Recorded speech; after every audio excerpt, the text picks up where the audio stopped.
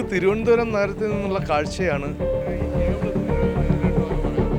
കൊച്ചിയിലുണ്ടായ ദുരന്തത്തിന്റെ തനി ആവർത്തനത്തിനു വേണ്ടി കാത്തിരിക്കുകയാണോ എന്ന് തോന്നിപ്പിക്കുന്നതാണ് ഈ ദൃശ്യങ്ങൾ.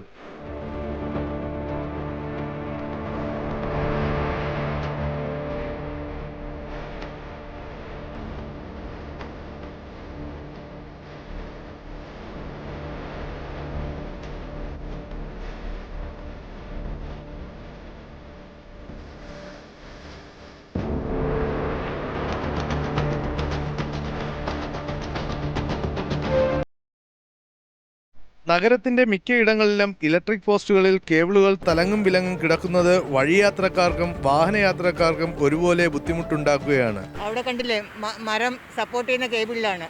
എപ്പോഴാണ് പൊട്ടി വീഴുന്നതെന്നും അറിയൂട. എന്ത് ഡേഞ്ചറസ് ഒക്കെ മാറ്റിക്കൂടെ ഉപയോഗമില്ലാത്തത്? ആരും തന്നെ ഫോളോ അപ്പ് ചെയ്യുന്നില്ല.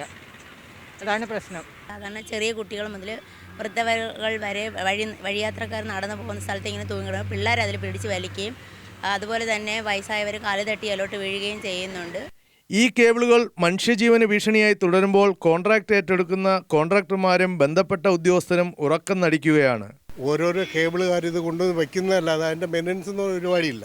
പിന്നെ ഇവർ തമ്മിലുള്ള മത്സരമുണ്ട്. അത് കട്ട് ചെയ്ത് അവർ വിടുന്നുണ്ട്. അത് ഇതുണ്ട്.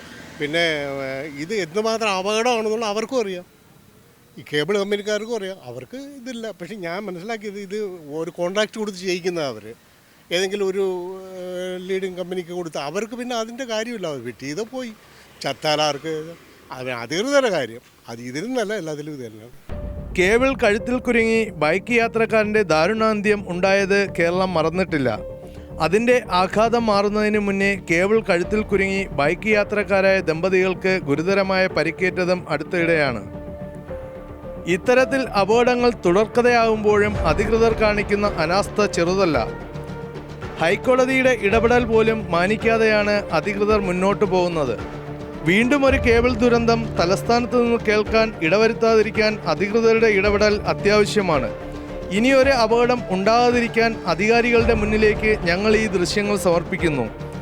ഇനിയെങ്കിലും കണ്ണു തുറക്കും എന്ന പ്രതീക്ഷയോടെ ക്യാമറാമാൻ കിരണിനൊപ്പം സത്യപ്രഭ, യോഗനാഥ ന്യൂസ്, തിരുവനന്തപുരം.